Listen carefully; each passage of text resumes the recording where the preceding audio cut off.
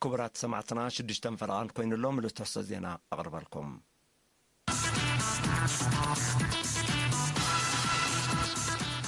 ميتن عصرت تشعتن أبالات ثلاثة زوريا هجراوي أقلقلوت بمويات حقا قستن أرسلتينهم. نبرتي مرات زلوم حصرت الستماي فتح كنا عليه اللوحاتيتهم.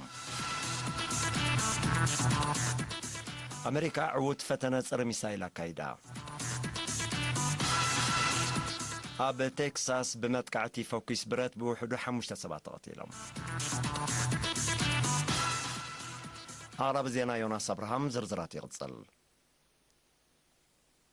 بيت مرتي تحقاقزتي نرس غلاس بمويا تحقاقزتي نرس نحاد عمتن منفقن زسلطنتهم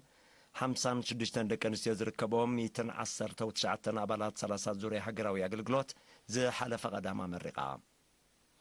ኣብቲ ፈጻሚ ዳይሬክተር ኮሚሽን ላዕለዋይ ትምህርቲ ዶክተር ሃይለ ምሕጹን ዝተረኽበሉ ስነ ስርዓት ዳይሬክተር ቤት ትምህርቲ መምህር ገብረ ብርሃን ሃብተ ጊዮርጊስ ሰልጠንቲ ኣብ ናይ ካልኣይ ደረጃ መልቀቂ ፈተና ተሳቲፎም ናይ ሰርቲፊኬት ነጥቢ ዘምፁ ኣብ ርእሲ ምዃኖም ብምምዕባል ዓቕሚ ሰብ ሚኒስትሪ ጥዕና ዝተዳለወ ግብራውን ክልተ ሓሳባውን መርመራታት ወሲዶም ዝሓለፉ ምዃኖም ገሊፆም ወኪል ተመራቕቲ ብግዳ መንግስት ንዝፈጠረሎም ዕድል ሞያዊ ትምህርቲ ተጠቂሞም ንህዝቦምን ሃገሮምን ብተወፋይነት ከገልግሉ ምዃኖም ቃላትያ ዳይሬክተር ጥዕናዊ ኣገልግሎት ወታደራዊ ሆስፒታል ኮሎኔል የማነ ጸጋይ ድማ ተመራቕቲ ብዝተማሃርዎ ዓውዲ ኣብ ምርግጋጽ ውሕስነት ጥዕና ዜጋታቶም ኣበርክቶም ከም ዘዕዝዙ እምነቱ ገሊፆም ኣብ 2013 ንጥፈታታት ዝጀመረት ቤት ትምህርቲ ተሓጋገዝቲ ነርስ ግላስ ኣብ ዘካየደቶ 3 ናይ ምምራቕ ስነ ስርዓት 259 ተማሃሮ ኣመሪቓላ ነበርቲ ምምሕዳር ከባቢ ማራት ንኡስ ዞባ ገለብ ንዘለዎም ሕፅረት ዝተማይ መሰረታዊ ፈታሕ ዝገብር ዘመናዊ ፕሮጀክት ክዋደደሎም ምስ ኣመሓዳሪ ዞባ ዓንሰባ ኣቶ ዓሊ ማሕሙድ ኣብ ዘካየድዎ ርክብ ሓቲቶም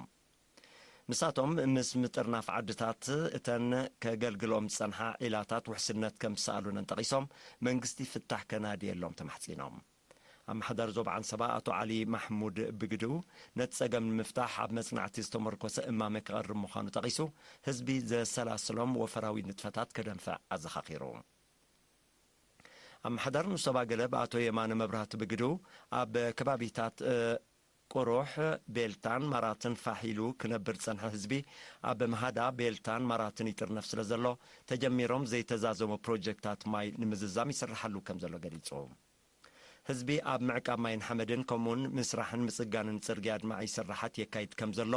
ካብ ጸበር ንዝተጠርነፈ ህዝቢ ተገልግል ቤት ትምህርቲ ድማ መስርሕ ህንጸታ ከም ተዛዘመ ኣቶ የማነ ብተወሳኺ ገሊጹ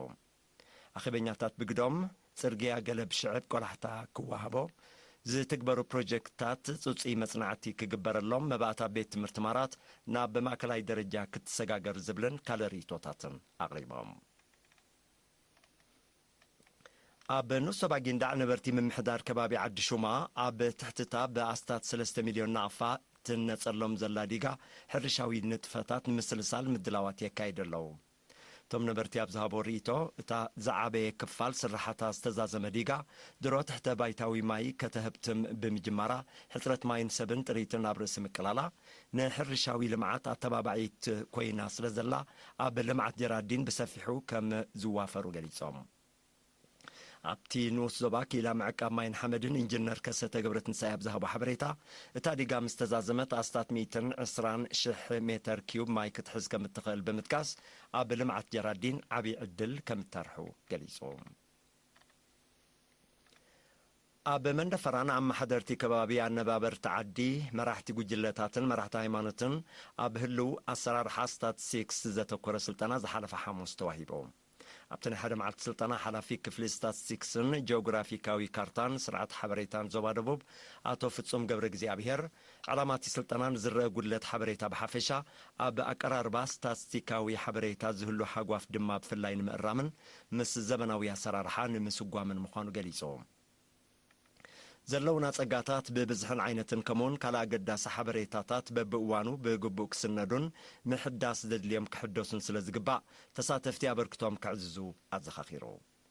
حقኛን ጽፉፍን ሓበሬታ ኣብ ምሕንጻጽ መደባት መንግስቲ ወሳኒ ተራ ስለ ዘለዎ ብዕቱብነት ክስርሐሉ ኣካየዲ ስራሕ ንውሶባ መንደፈራ ኣቶ ተስፋይ ጸጋይ ብምጥቃስ ኣመሓደርቲ ከባብን ኣነባበርቲ ዓድን ብትካላት መንግስትን ዝሕተትዎ ስታቲስቲካዊ ሓበሬታ ንምምላእ ኣቐዲሞም ተዳልየምሉ ክጸንሑ ኣዘኻኺሩ ተሳተፍቲ ድማ እቲ ስራሕ ምስ ምቅያር ኣመሓደርቲ ከባቢታትን ኣነባበርቲ ዓድን ሓላፍ ዘላፍ ንኸይከውን ንሓደስቲ ዝምረጹ ቅድሚ ስራሕ ምጅማሮም ተመሳሳሊ ስልጠና ክወሃቦም ተላብዮም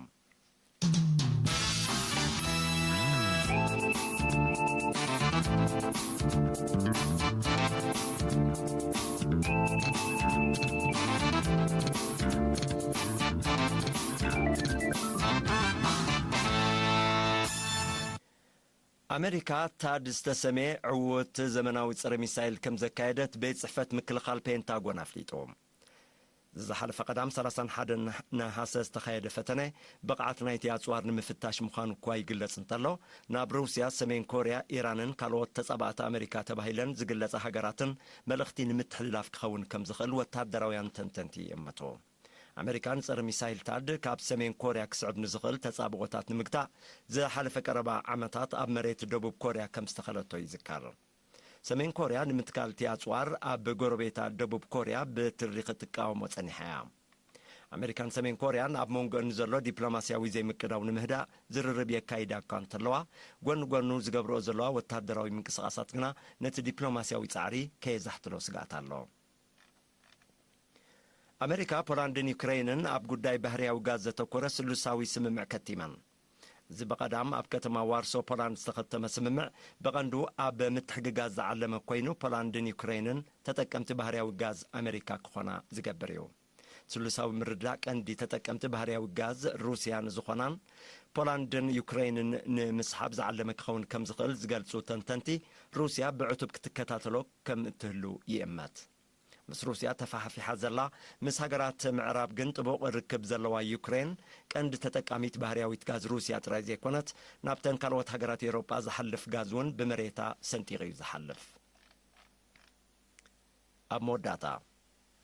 ዝሓለፈ ቀዳም ኣብ ቴክሳስ ሕቡራት መንግስታት ኣሜሪካ ብዝተፈጸመ መጥቃዕቲ ፎኪስ ብረት ብውሕዱ 5 ሰባት ተቐቲሎም በቲ መጥቃዕቲ 21 ከም ዝቆሰሉ ፖሊስ ቴክሳስ ጠቒሱ ፈጻሚ እቲ መጥቃዕቲ እውን ከም እተቐትለ ገሊጹ ይኹን እምበር ንዕላማት መጥቃዕቲ ይኹን መንነት ፈጻሚ ብዝምልከት ዝርዝራዊ ሓበሬታ የልቦን ዝሓድሽ መጥቃዕቲ ድሕሪ ወርሒ ናይቲ ኣብ ከተማ ኤልፓሶ ዝተኻየደን ህይወት 22 ሰባት ዝቐዘፈን ተመሳሳሊ መጥቃዕቲ እዩ ዝካየድ ዘሎ ብመሰረት ጸብጻባት ኣብ ኣሜሪካ ብዘን ዝሓለፋ 8 ኣዋርሕ ናይ 2019 ጥራይ 29 መጥቃዕትታት ፎኪስ ብረት ተኻይድሎ ኣብታ ሃገር ኣብ 2018 25 መጥቃዕትታት ከም ዝተኻየደ ይዝከር ኣርስታት ዜና ክንደገም 119 ኣባላት 30 ዙርያ ሃገራዊ ኣገልግሎት ብሞያ ተሓጋገዝቲ ነርስ ሰጢኖም ነበርቲ ማራት ዘለዎም ሕፅረት ጽሩይ ስተማይ ፍታሕ ክናደየሉ ሓቲቶም ኣሜሪካ ዕውት ፈተነ ፀረ ሚሳይል ኣካይዳ ኣብ ቴክሳስ ብመጥቃዕቲ ፎኪስ ብረት ብውሕዱ 5 ሰባት ተቐቲሎም ዜና ኣብ ይፍጸም